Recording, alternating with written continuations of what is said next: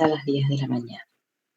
Entonces lo que les voy a pedir es que por favor lleguen al menos 15 minutos antes para poder organizarlos en qué lugar se van a ubicar y demás, ¿sí?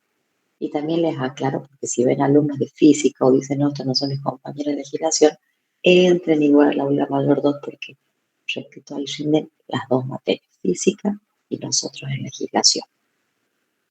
Ahí me estaban preguntando que repita lo de la normativa.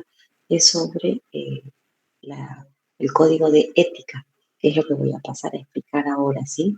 ¿Qué es lo que van a hacer a modo de trabajo práctico y que van a entregar, como siempre les indico, hasta la jornada que día viernes?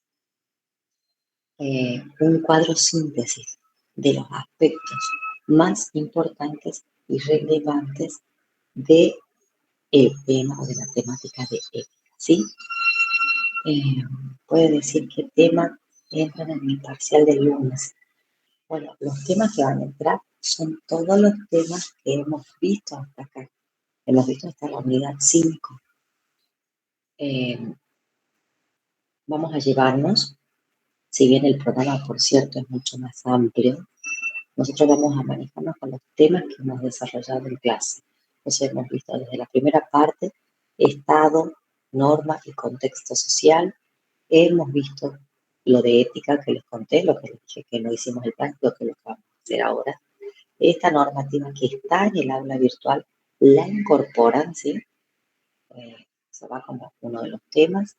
Después, ¿qué más vimos? Bueno, toda la parte que vimos de contrato, o sea, todo lo que hemos tratado de los contratos, lo que vimos tanto contratos de obra pública, de obra privada como obra pública, y dentro de la obra pública vimos cuál era la regla general por la que se realizan las obras públicas, que es a través de la licitación pública, ¿sí? Y también vimos las excepciones, en qué caso no se prescinde de la licitación pública o no se llama licitación pública y se va por otros medios de contratación. Eso también.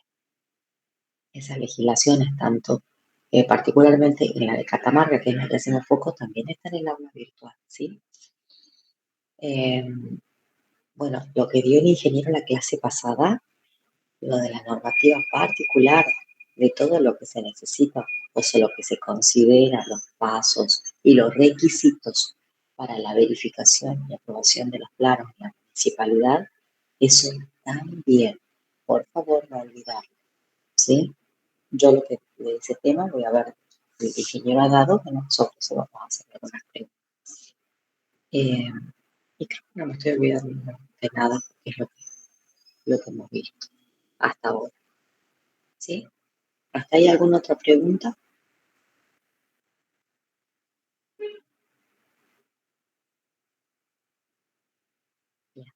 Yo les voy a tratar de compartir lo que quiero que vean de esta unidad de 1, donde está lo de ética profesional.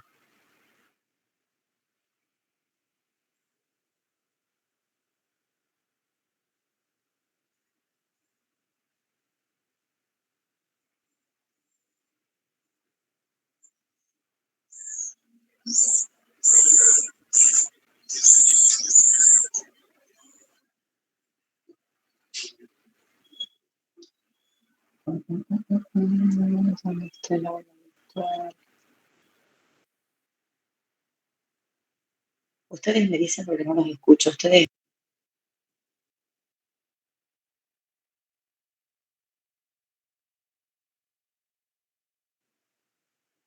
no los escucho, chicos.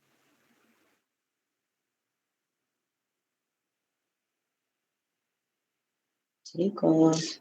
Sí, profe. Sí, estamos. Gracias, porque les vuelvo a decir, estoy utilizando la tablet y es la primera vez que uso esto que es combinación en modo digital y no sé si estoy compartiendo bien.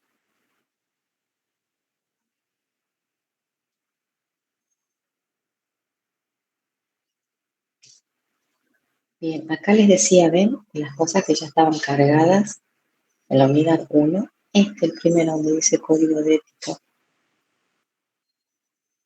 Volver a descargar.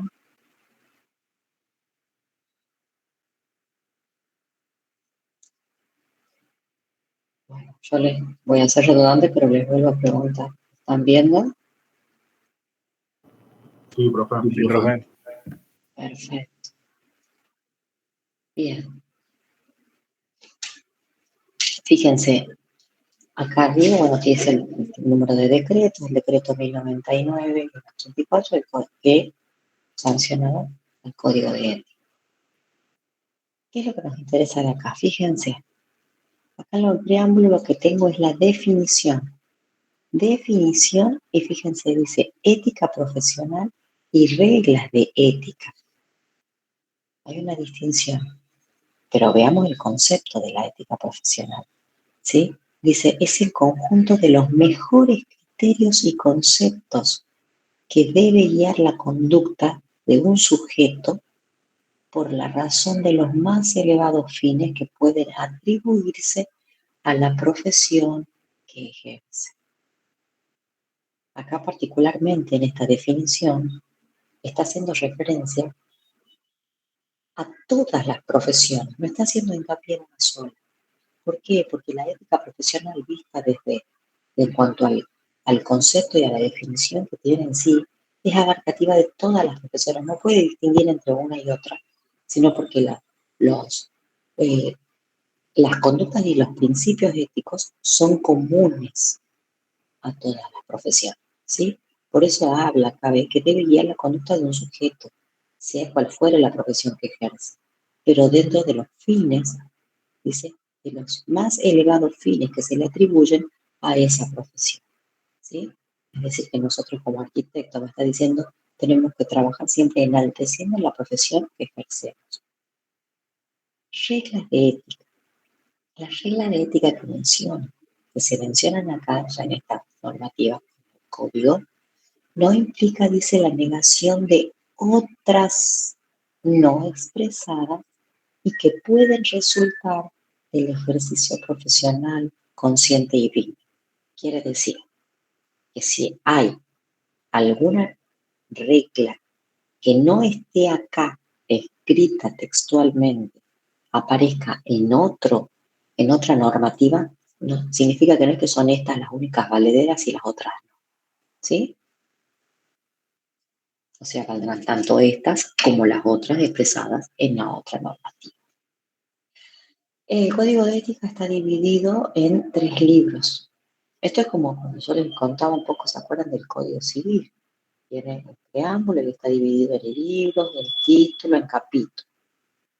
Bueno, acá también en un preámbulo donde hace referencia a estos conceptos y tiene también división por libros.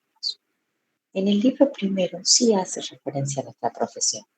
Por cierto que ustedes están viendo que dice, nombra a los agrimensores y también a los ingenieros. Es decir, que en este caso está haciendo referencia a estas 3 profesiones que son afines en cuanto al ejercicio y desempeño de las mismas. En este caso dice, tomemos el caso nuestro, los arquitectos obligados desde el punto de vista ético a ajustar el accionar a las disposiciones que presenta el código. Se me está diciendo que nos debemos regir por lo que figura acá y recordemos, según lo que dice acá, reglas de ética, también a cualquier otra normativa que hubiera respecto al tema de la ética. Es decir, que en el libro primero hace referencia a quién, a los sujetos, el alcance que tiene esta normativa. ¿Quiénes son los que están obligados por la normativa acá descrita? Fíjense acá, en el 1.2. Es deber primordial de los profesionales respetar y hacer respetar. Está nombrando más allá de las obligaciones que después se detallan como principio fundamental, respeto hacia las disposiciones, dice, legales y reglamentarias que inciden en los actos de la profesión. Es decir, la inobservancia de las normas van a acontecer una sanción en el profesional que así lo hiciera. Eso por un lado, y dice también primordial, velar por el prestigio de la profesión. ¿Se acuerdan cuando yo les mostré, o alguien debería decirme, sí, pero usted nos mostró en las diapositivas cuando vimos ética, yo les resumí en 2 palabras, cuando yo les preguntaba, ¿cuál es el deber primario del profesional? Y decía, respetar y velar, o velar y respetar. Velar por el prestigio de la profesión y respetar y hacer respetar toda disposición legal. ¿Sí? Disposición legal sobre qué? Sobre los actos en ejercicio de la profesión. El libro segundo habla sobre los deberes que impone la ética. ¿Cuáles son los deberes que impone? ¿Sí? Fíjense, acá hay muchos. Está detallado el doctor, uno va muchos. Y acá ustedes, ¿qué es lo que van a hacer? Van a extraer lo que ustedes consideren en ese cuadro síntesis el más relevante. El más relevante. Yo quería acá hacerles una aclaración, espero que yo vea sobre un punto en particular.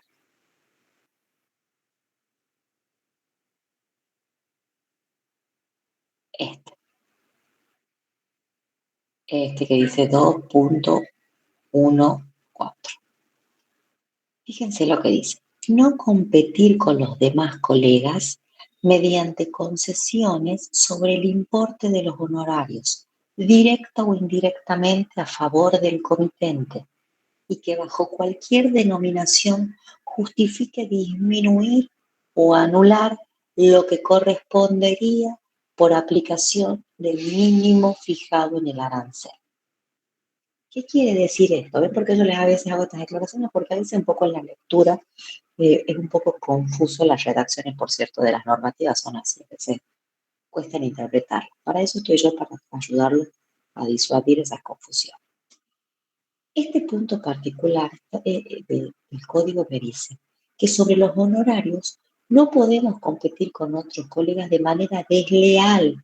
O sea, cuando otro colega, ante el mismo pedido de un comitente X, ese profesional al comitente X que le pide determinado trabajo, le fija unos honorarios en tantos pesos en función, depende del trabajo por supuesto, si es una tasación en función de un monto que ya está fijado, si es un proyecto, si es un anteproyecto en función de un monto que está fijado, si es un anteproyecto, la ejecución de obra será por los metros cuadrados, el tipo de obra a construir y demás. Si ese profesional ha fijado ese tipo de honorarios, no puedo competir yo contra ese profesional. Y me pongo un ejemplo, bajándole el precio al 50%, o sea, ofreciéndole un gran descuento, donde por cierto el comitente, en muchos casos, porque en muchos otros no, pero en muchos casos el comitente se decide con quién va a contratar en función del precio que le ofrece. Cosa que no es menor, porque también imaginemos cuando ustedes ven las licitaciones públicas, todos los oferentes que se postulan tienen que mejorar ese precio del monto de obra por el cual se está dando la licitación. Y tienen altas chances de terminar siendo adjudicatario aquel que en la licitación ofrece el precio menor, porque, bueno, por cierto, el Estado le va a ser donde menos va a desembolsar dinero. Pero eso es una parte, porque se analizan muchas otras, ¿sí? Pero eso es una parte, cierto, determinante a decidir. Pero el cliente también en muchas otras veces se decide por el estilo de profesional que tiene, porque cada uno, nosotros como arquitectos, tiene un estilo en la construcción, una forma en hacer los proyectos, alguna impronta personal, eso también nos ayuda a decidir, a elegir a uno en relación a otro. Pero cuando estamos hablando respecto del pago, es decir, de los honorarios, la competencia se torna desleal cuando yo intento bajar ese costo que está poniendo mi otro colega, o cuando aún mucho peor, muchas a veces al principio del ejercicio profesional no cobran los honorarios. Usted me dice, profesor, ¿usted qué está diciendo? No, es real, o sea, lo comento por algunos casos que he visto. Y eso estamos hablando de los tipos de contrato. Si yo cobro un honorario, ¿qué tipo de contrato sería? Y si no cobro el honorario y la clasificación, estoy preguntando, ¿no? ¿Qué otro tipo de contrato sería? Cualquiera puede abrir el micrófono y me responde.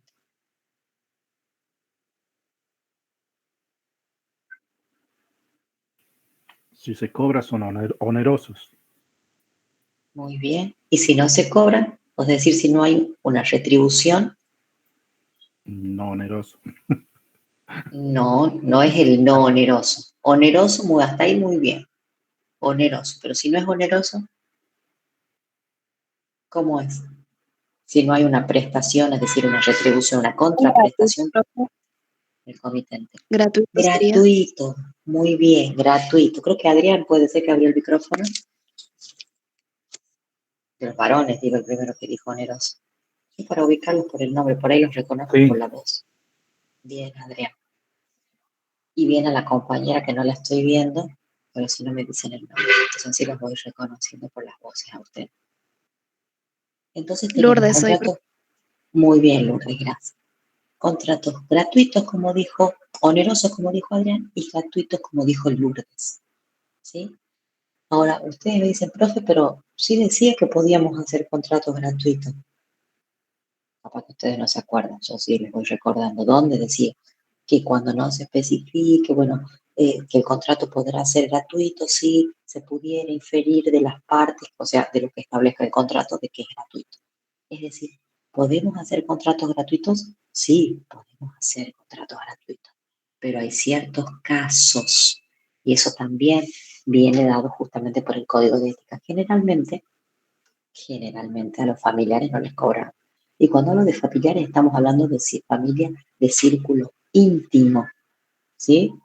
Quizás si mi padre o mi madre me pide que yo proyecte la casa, difícilmente vaya a cobrarles. Porque creo que también en la mayoría de los casos, si nosotros adquirimos la profesión es porque nuestros padres nos pagan los estudios, entonces lo que uno que hace, retribuye, ¿verdad? Devuelve a los padres, no cobra eso. Siempre son ejemplos, recuerden que todo lo que les digo, nada es absoluto, ¿sí? Al contrario, todo es relativo, porque puede haber excepciones, sí, puede haber. Tomemos en la generalidad en la que uno no suele cobrar a los papás, por ejemplo, en este caso, si me pide que haga el proyecto. Digo en este caso porque si fuera, no sé, médico, no le voy a cobrar la consulta yo ni nada, por ejemplo. Quizás otra persona sí, cada uno sabrá, pero hablo en la generalidad. Entonces, en ese caso, ese contrato gratuito, fíjense, no estoy siendo desleal con mi colega. Vuelvo al punto al 2114. No estoy siendo competente desleal. No tengo una competencia desleal. ¿Por qué? Porque se puede inferir a las claras que si es mi familia, círculo íntimo, que no les voy a cobrar. Entonces, no es que le quite el trabajo a otro cliente por hacerlo yo gratis. Estamos hablando en los casos cuando son terceros, es decir, personas con las que no tenemos ningún tipo de vínculo y salimos al mercado a competir con otro colega bajo estos términos. ¿Sí? Entonces, a eso se refiere en cuanto a lo que habla de no hay que competir respecto de honorarios, directo o indirectamente, de manera de disminuir o anular el monto mínimo fijado en el balance.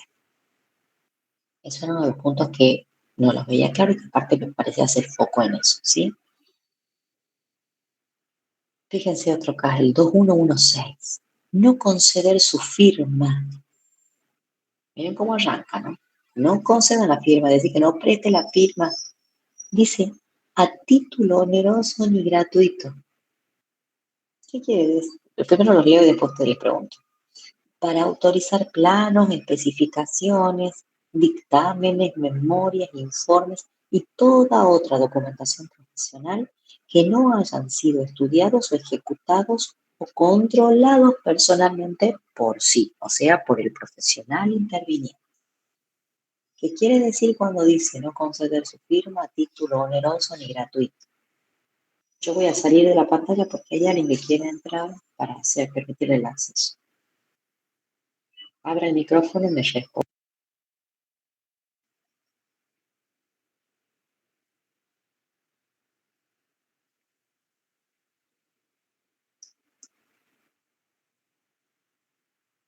¿Quién me responde?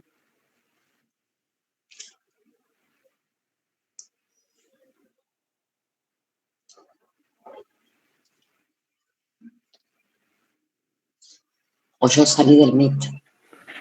Profe, No, ahí sí, estoy. creo que se refiere a que al no ser autor, digamos, del proyecto, no debe prestar la firma, o sea, no firmar algo que no es de propiedad de uno, o sea, intelectual, ¿no? Perfecto. ¿Y qué quiere decir, Adrián, cuando dice a título, ni a título oneroso ni a título gratuito?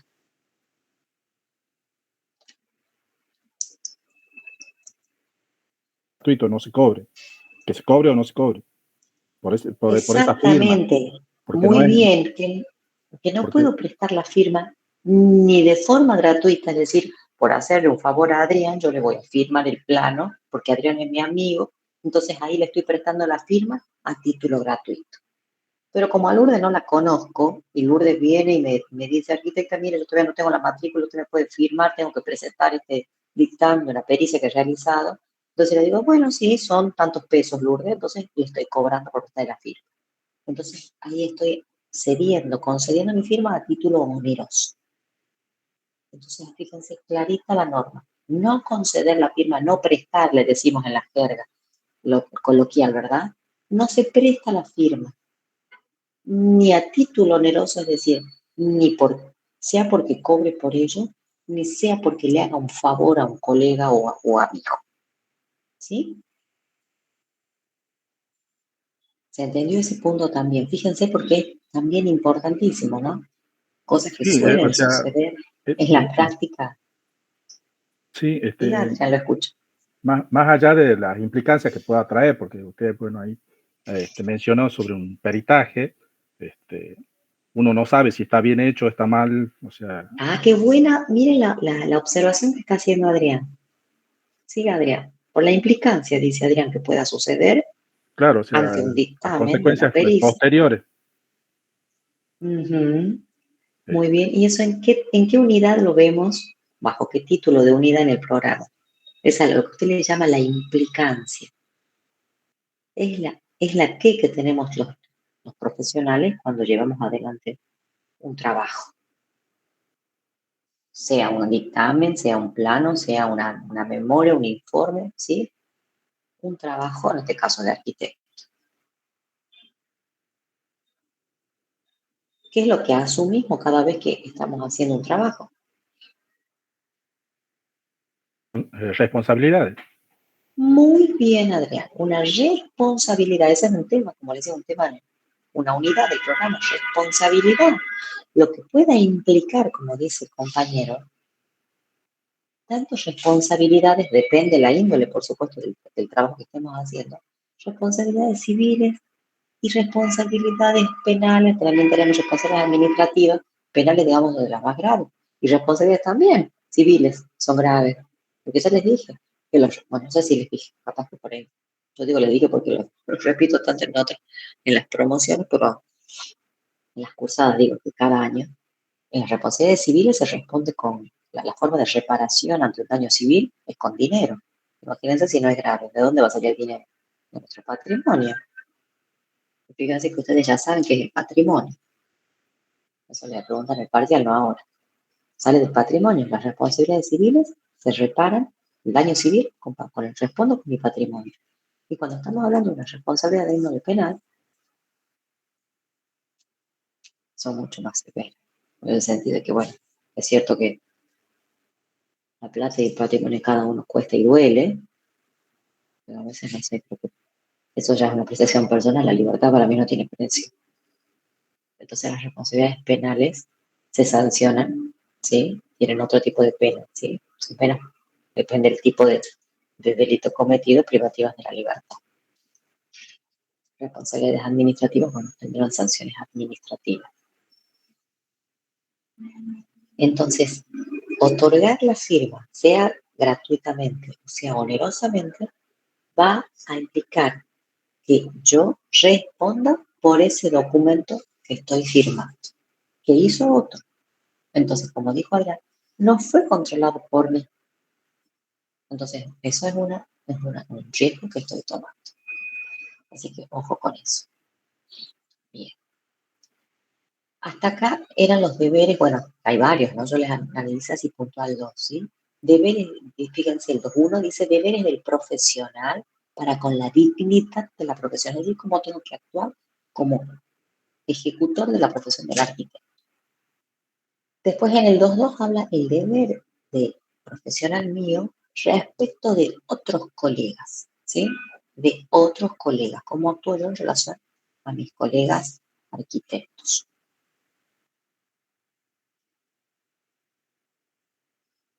Ahí no me voy a detener porque no me parece complejo los puntos que vemos acá. Y en el 2.3 dice, estos serían 2.3, 2.2, serían dentro de cada libro, que es el libro segundo, serían capítulos dentro de cada libro.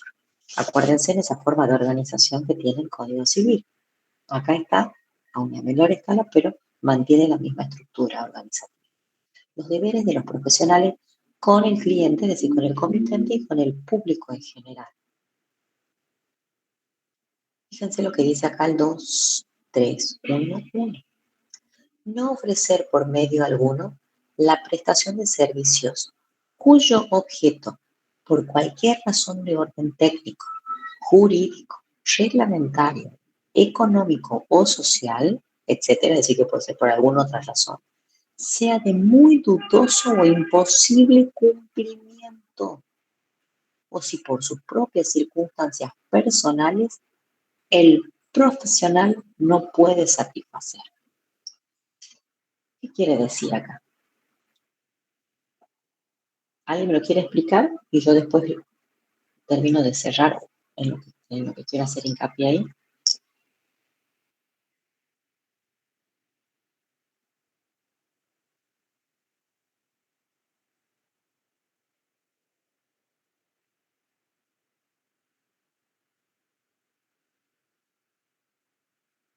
¿Nadie me lo va a explicar?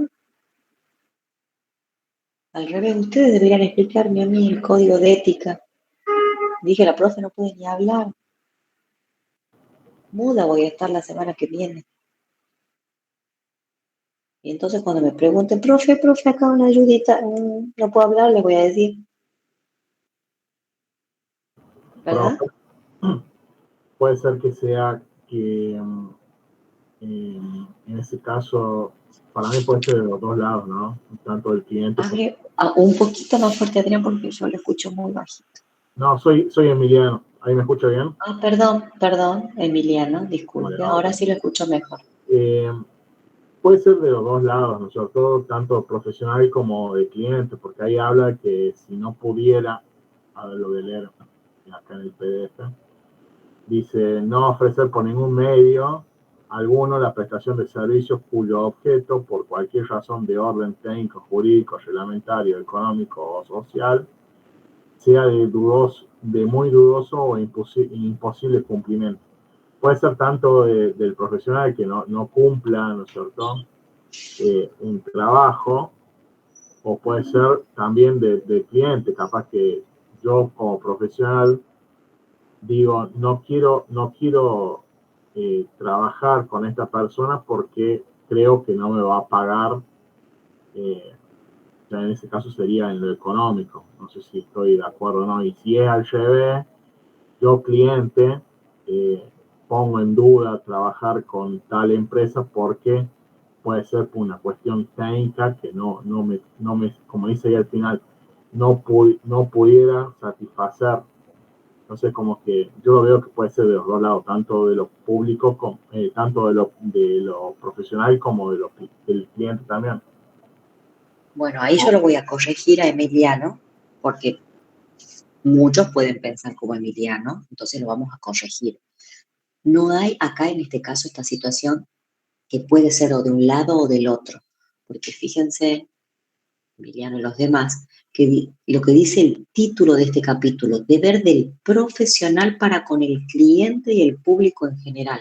Acá estamos analizando siempre en este código, y no solamente en este capítulo del código, la conducta de ustedes como profesionales, ¿sí? Ustedes podrán ser clientes, sí, en alguna otra cosa. Todos somos clientes, pero estamos hablando de profesional. Cliente me refiero, no sé, soy el cliente del médico, se llama paciente. Si yo voy a comprar, no sé, el material a tal corralona y soy yo el cliente, ¿sí? En este caso, nosotros, que somos los ejecutores de un trabajo X, somos los profesionales. Entonces, este código de ética, toda esta normativa que ven acá, rige ¿quién? Al profesional, para con otro profesional, para con el cliente, para con el público general. ¿Qué quiere decir? El público general, el que no es cliente. Que si después llega, me contrata, entonces sí se transformará en cliente, que para nosotros la denominación correcta es el comité. Entonces, espero hecha esa aclaración, si espero de que haya sido yo más clarita en decirles, fíjense que esto es solamente de un lado la conducta que hay que mantener respecto de los otros sujetos. ¿Sí? ¿Sí, Emiliano? ¿Y Bien, qué es profe. lo que dice acá? Bien, y acá que es lo que yo le decía que les quería hacer hincapié, porque yo ya lo estoy relacionando, cosa que me imagino que ustedes también, o al menos eso aspiro. Cuando vimos, miren la relación que voy a hacer, cuando vimos en la clase 1 y yo les expliqué, es más, les expliqué en la pizarra eso, me acuerdo, cuando yo les hablaba de hecho jurídico y de los actos jurídicos, y les hablaba del objeto, el objeto del acto jurídico, ¿sí? Que nosotros lo que celebramos son actos jurídicos, ¿por qué? Porque tienen consecuencias jurídicas. Y acá fíjense que habla el objeto. O sea, cuando ofrezcamos un objeto, en este caso me dice que no lo ofrezca por ningún medio, ¿a qué cosa? A aquel objeto que en razón de cualquiera de estas razones, me nombro varias, y pueden ser más, por eso pone etcétera, cuando ese objeto sea dudoso, dice muy dudoso, o de imposible cumplimiento. Hay un artículo en el Código Civil, imagínense, el código de fondo, que me dice que el acto jurídico, entre las cosas que no debe ser el acto jurídico, no debe ser, dice, de imposible cumplimiento. Fíjense cómo esa normativa del Código Civil y Comercial está volcada acá, en un decreto. Y ya estoy pensando y relacionando con la pirámide jurídica, ¿se acuerdan? Como yo les decía, en el orden, la jerarquía de las normas. Entonces, fíjense acá, en este párrafo tan chiquito, donde me nombra dos cosas, el objeto y el hecho imposible. O sea, esto está en concordancia con la norma primaria, o sea, esa que figura en el Código Civil, que no puedo yo les diría en lenguaje coloquial, no le puedo vender al cliente, es como venderle humo. Decirle, sí, yo le voy a hacer la casa, ya les dije, yo imaginemos una casa 100 metros cuadrados, y decirle, un segundito, y decirle, en 60 días tiene la casa. Imaginemos que la construcción es sistema tradicional, que podríamos utilizar otros sistemas constructivos para aligerar y acotar los plazos de ejecución, por supuesto, pero imaginemos un sistema tradicional. 100 metros cuadrados, y me piden 2 plantas, y decirle que en 60 metros cuadrados llave en mano, 100 metros cuadrados llave en mano la tienen en 60 días, o les tienen en 45 días a la casa.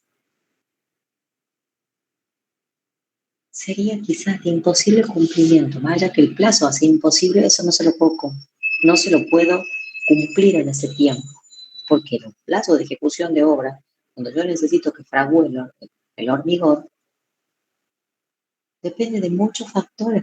Uno de ellos fundamental es el clima.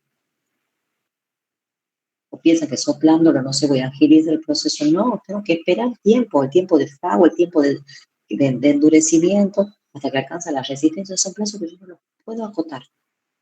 Entonces estoy contratando con el cliente, le estoy diciendo una cosa que sé que no la voy a poder cumplir. El cliente puede no saber, y por supuesto que puede no saber en qué tiempo fraguó el hormigón, por decirlo. Porque usted va a decir, ay, pero ¿cómo se dejó engañar así? Puede decir un colega de otro. Pero hay gente que no lo sabe y no tiene por qué saberlo, porque para eso contratan un profesional. ¿Sí? Entonces, esta normativa, recuerden que yo no solamente por en realidad no me gusta a mí preguntarle, ¿qué dice la normativa respecto de tal cosa? Que sí lo puedo preguntar, pero a mí me gustaría que ustedes hagan tipo de relaciones, ¿sí?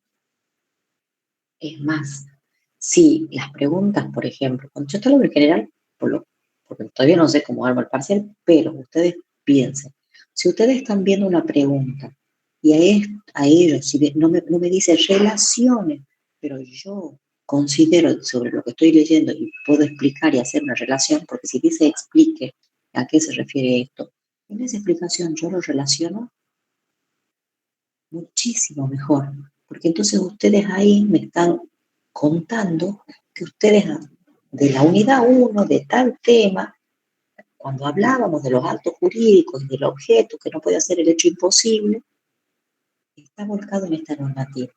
Entonces la respuesta no puede estar más completa cuando respondo así. ¿Ok? Tengan en cuenta esas cosas cuando ustedes respondan las preguntas. Cuando dice explique tal cosa, si yo lo que les puedo relacionar con otro tema, lo relaciono, ¿sí? Siempre, por cierto, en algo puntual. No me voy a explayar y voy a terminar hablando de los actos jurídicos cuando no me está preguntando eso. Pero sí hago las relaciones que yo les voy marcando. Bien. Bueno, esto que profesional con el cliente y público en general. Miren todos los ítems que hay. Yo lo que les estoy diciendo y vuelvo a hacer hincapié, ustedes van a hacer un cuadro síntesis. Profesora, de todos los puntos que están ahí, de lo que ustedes consideren los más relevantes. ¿Sí? Quizás lo que yo les estoy explicando, alguno de estos ustedes deciden sacarlo y dicen, no, no me parece este más relevante, me parece esto. ¿Está bien, profe? Lo hemos puesto el que usted ha explicado. Está bien porque yo lo que quiero ver es cuál es el criterio que ustedes toman, ¿sí? Entonces eso voy a evaluar en el TP, el criterio que ustedes están tomando, ¿sí? Así que no tengan miedo de no poner, por ejemplo, el punto que yo les estoy explicando, a eso me refiero. Otro título dentro de este capítulo, perdón, dentro de este libro segundo, es el capítulo que dice los deberes entre los profesionales que se desempeñan en la función pública y los que lo hacen en la función privada.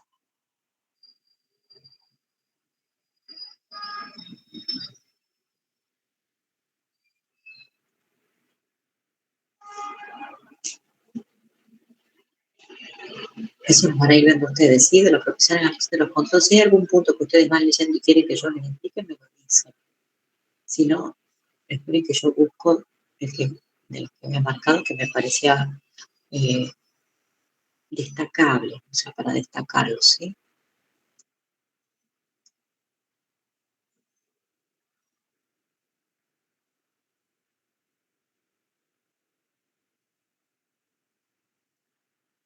Bien, acá la de los profesionales en los concursos, es decir, cómo hay que actuar. Estamos hablando siempre de lo que estamos viendo bajo las reglas de la ética, ¿sí?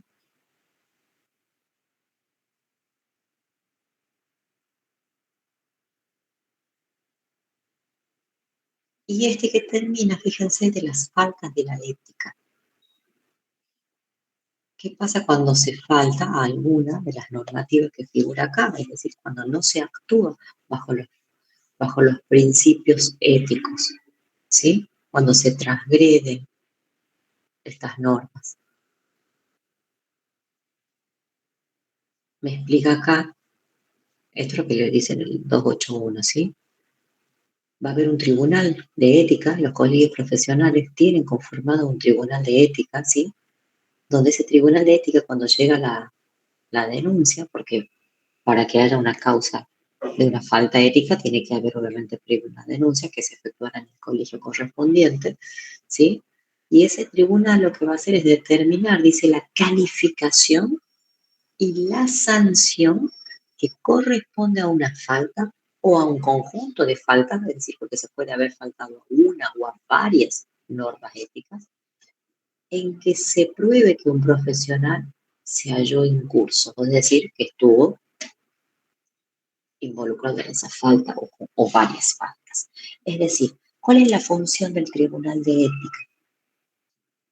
La función del Tribunal de Ética es determinar la calificación y la sanción que corresponderá al profesional ante una falta o conjunto de faltas cometidas, en que se pruebe, es decir, siempre que sean probadas, porque no va a fallar el Tribunal de Ética ante la mera denuncia de alguien. Tiene que estar probada esa falta cometida por el profesional. ¿Sí?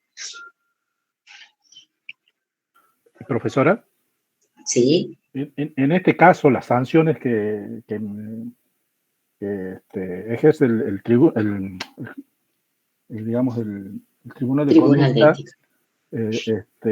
son sanciones administrativas nada más, porque más allá de que puede generarse el incumplimiento, puede generar una causa penal también, ¿no? Que eso lo determina la justicia. Sí, pero en este caso las denuncias, claro, que se hacen en el colegio interviene con las sanciones que están establecidas en el Código de Ética, que van desde las más leves a las más graves, en función de qué va a ser esa sanción, en función de la falta cometida. De una falta leve, sanción leve, ¿sí? Si cometo una falta leve no voy a hacer una sanción grave. ¿Cuál le digo sanción leve? Puede ir desde una advertencia, eso está en la placa de las diapositivas, desde una advertencia, es decir, un llamado de atención, es decir, como cuando nuestros padres nos llaman la atención por algo, ¿verdad? Te dicen, no lo vuelvas a hacer, porque después viene, no sé, tal cosa, el castigo, nos dice la mamá. Bueno, todos somos grandes, pero todos tenemos nuestra madre que todavía nos siguen retando por todo. Entonces, ¿eso qué es? Una advertencia. Te están diciendo, pórtate bien, porque si no después viene algo más severo. Entonces, desde un llamado de atención que lo hace el tribunal, que por cierto no le dice pórtate bien al tribunal, al profesional. Esto es un mero ejemplo para que ustedes entiendan a lo que me refiero desde el tipo de sanción. Hasta la más grave, ¿cuál es? Es la cancelación de la matrícula. Es decir, usted, señor arquitecto, señora arquitecta, no puede ejercer más la profesión. Pero si yo puedo seguir trabajando sin matrícula, ¿qué me importa? No, ustedes saben que no podemos, lo dije en la clase 1, para poder ejercer la profesión tenemos que estar matriculados. Si me voy a ejercer sin la matrícula, y estaría haciendo todo por izquierda, es decir, de forma ilegal, fuera de la normativa. Si yo como profesional voy a actuar en forma correcta y me cancelan la matrícula, no puedo trabajar más. Esa es la falta más grave. La sanción más grave, ¿sí? Y lo que quiero decirle, creo que Adrián era el que me hablaba, es que me decía el transcurso de la justicia, para que esto digamos, la justicia decida sobre algún causas mayores, el denunciante tiene que hacer la presentación debida en la justicia. El colegio no va a presentar la denuncia del comitente tal o cual que llegó a presentar la denuncia en el colegio. Ese comitente tendrá que ir por vía judicial. ¿Qué pasa cuando el comitente también lo denuncia al profesional en la justicia? El colegio, ante causas iniciadas en la justicia, queda como en un stand-by, por decir, queda como en pausa en cuanto a la decisión que va a tomar sobre el profesional en cuestión, hasta tanto sobre esa misma situación se expida la justicia, ¿sí? ¿Por qué? Porque la justicia, si los tribunales están por encima, cuanto a jerarquía, ¿verdad? Estamos hablando de intervención también, de lo que es el colegio. Entonces, cuando resuelva el juez interviniente en esa causa sobre la denuncia efectuada, recién podrá expedirse el Tribunal de Ética del colegio profesional que corresponde. ¿Sí?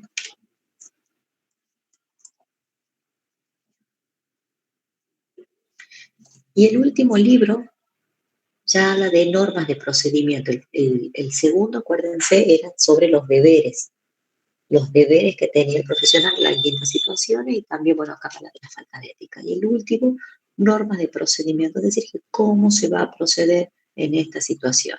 ¿En qué situaciones? Más que nada en el tema de las denuncias, ¿sí?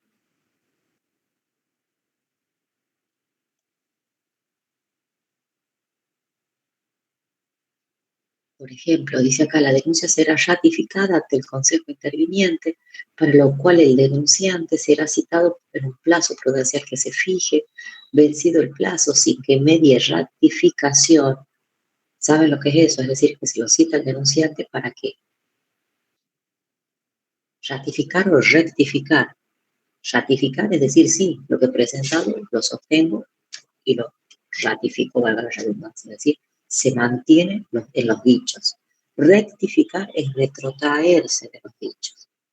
Entonces me dice que si en el plazo prudencial que se lo llama nuevamente al denunciante para que ratifique la denuncia, no lo hace, es decir, vence el plazo y no lo hace, eso quiere decir sin que medie ratificación, ¿qué va a pasar con esa denuncia hecha de profesional? Se reserva, queda reservada, se la guarda, y dentro de los 3 meses de dispuesta la reserva, dice, o sea, ya pasaron 3 meses, sin que haya sobrevenido la ratificación, se ordenará, dice, de oficio la caducidad de la denuncia. Es decir, caducó. De oficio, ¿qué quiere decir? El propio tribunal decide y dice, esto caducó. Cuando es algo de oficio, cuando los jueces o la justicia, o en este caso el tribunal, actúa de oficio, significa que actúan por impulso propio. No necesitan que el denunciante impulse la causa, es decir, o haga algún acto procesal para que esto siga su curso. Directamente la decisión de continuar el curso de la causa lo toma la justicia o en este caso el tribunal interviniente. Eso quiere decir, actúa de oficio. En ese caso dice que decide que se determina la caducidad de la denuncia y el archivo de las actuaciones. Se archiva la causa, ¿sí? Sin embargo, esto haciendo aclaración, ¿no? Sin embargo, el Consejo Interviniente, atendiendo a la gravedad y verosimilitud de los cargos formulados, acá es cargos, no es cargos, podrá proseguir de oficio la investigación. Es lo que les acabo de decir, cuando actúa por impulso propio, porque generalmente en las causas quien debe impulsar el proceso es la parte de demanda. Pero acá dice, depende de la gravedad y la verosimilitud, o sea, qué tan veraz sea lo que en la denuncia se expone, esos cargos formulados, puede, aun cuando no se presenten a ratificar la denuncia, el denunciante, el tribunal puede de oficio proseguir esa investigación. ¿Sí? Ahí les hice aclaración a esto porque a veces no se sabe qué significa actuar de oficio. Eso que deviene del impulso procesal, cuál de las partes tiene la carga de impulsar el proceso. Bien. Bueno, acá un poco de las normas procesales y ahí termina, que lo que yo le decía que es corto porque tiene estos 3 libros, ¿sí? Sobre la normativa procesal, normas de procedimiento. El segundo sobre los deberes, es decir, cuando digo deberes, la obligación, recuerden, la obligación ética impuesta que tiene el profesional con los distintos sujetos con los que va a actuar. Y el primero simplemente hace referencia a la definición, ¿sí? Mejor dicho, perdón, esto es en el preámbulo. El primero hace referencia a cuál es, a qué está obligado primordialmente. Bueno, en este caso dije que equiparaba agrimensores, arquitectos e ingenieros porque son profesiones afines, ¿sí? Marcaba los principios primarios de la ética. Deber de respetar y hacer respetar la norma y de velar por el prestigio de la profesión. ¿Sí? Y en el preámbulo está el concepto de la definición de qué es la ética y a qué se refieren las reglas de ética. Ahora, bueno, ustedes ven cómo muevo el dedo de la profe hasta que engancho. ¿Ya dónde estoy? Con el aula virtual acá. Y ya salí. Bueno, no, pero no hace falta que vaya al aula virtual. Les dije que está subido ahí en el aula virtual. Vuelvo al mío. Ahí está. No puedes usar la cámara mientras compartes pantalla. Entonces tengo que dejar de compartir. Ahí está. Bien. ¿Alguna pregunta de lo que vimos? O de lo que yo les pedí, que van a hacer el trabajo práctico. ¿Eso se entendió? ¿Qué es lo que hay que hacer? Profe, tengo una pregunta. Diga. Usted ahí hablaba de que hay que hacer la denuncia en los colegios, nosotros, de alguna actividad, nosotros. Yo le pregunto, Sí. yo soy técnico en parques y jardines, y recién el año pasado se estableció que pertenecemos al colegio de, no sé, de los ingenieros agropecuarios acá en Catamarca, además de los ingenieros agrónomos. Yo les quiero preguntar, en el caso que no haya un colegio, que la actividad no esté asentada en un colegio porque todavía no se lo asentó, no se formó una comisión de profesionales en la provincia, ¿a dónde se recurre en ese caso? Bueno, en ese caso tengo que ir a hacer una denuncia a la justicia,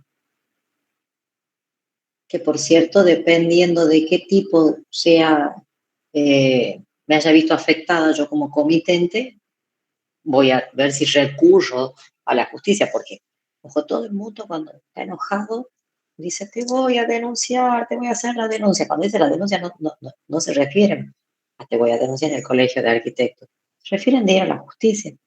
Pero a la hora de ir realmente a la justicia, la mayoría, por eso digo, depende de la gravedad del asunto, si es que se decide ir o no, porque no, ir a la justicia no es gratis para el que va de denunciante.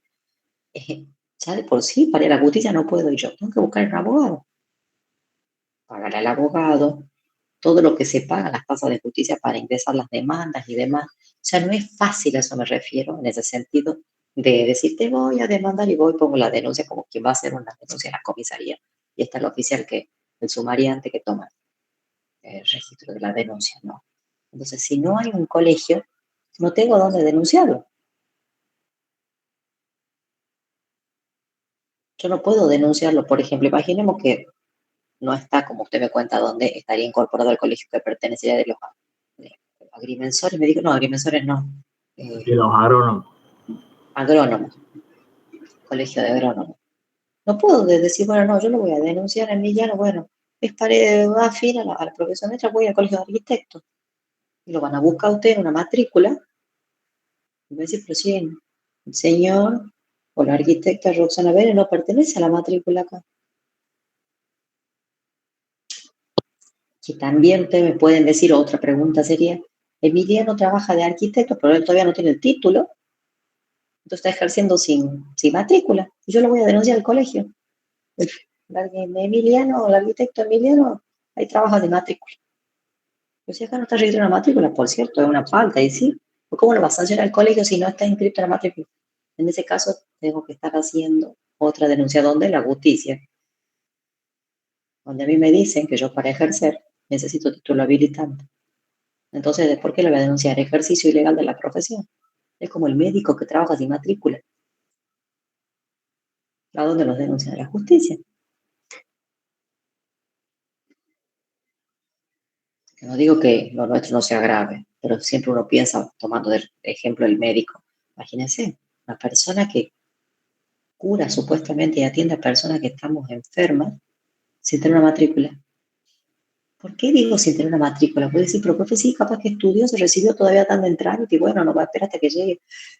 Pero la matrícula te dice a vos, porque cuando uno va al colegio a pedir justamente sacar el registro, la matrícula, el número con el que va a estar habilitado y demás, ellos verifican con una serie de documentos, entre esos el título y demás, que nos hemos recibido, que hemos cursado la profesión tal o cual, sea médico, sea arquitecto, en la universidad tal o cual en la que me recibí, que completé mis estudios. Entonces, por eso hay que presentar una serie de documentos para que el colegio me otorgue, después de verificada toda esa documentación, la matrícula. La matrícula significa que está verificado que yo, Roxana Vélez Ortiz, estudió en la universidad, tal o cual, en este caso lo estudié en la UNT, en la Facultad de Arquitectura y Urbanismo, me recibí el día tal, con título tal, pasado por controles del Ministerio de Educación y demás, y por ende el colegio me otorgó una matrícula. ¿Sí? Eso es lo que significa. No sé si ya les responde de Emiliano, o yo ya saben por ahí, de un tema que me sacan, yo por ahí me explaro un poquito más. No, está bien, sí, se entiende. Bien.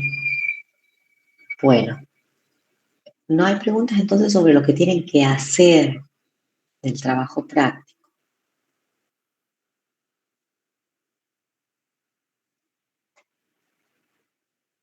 Como dice el ingeniero Gustavo Rodríguez, le preguntamos de física y nadie dice nada. Bueno, doy por entendido que sí, entonces yo digo lo mismo. Hasta el día viernes, ustedes me envían, siempre la misma persona que me manda los mails, me envía el TP con lo más relevante de ese código de ética que está en el aula virtual. ¿Sí?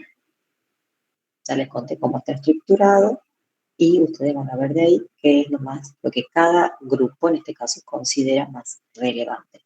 Va para el parcial que se tiene así porque es parte de la unidad 1. Lo único que estamos haciendo ahora es hacer el TP que no hicimos oportunamente.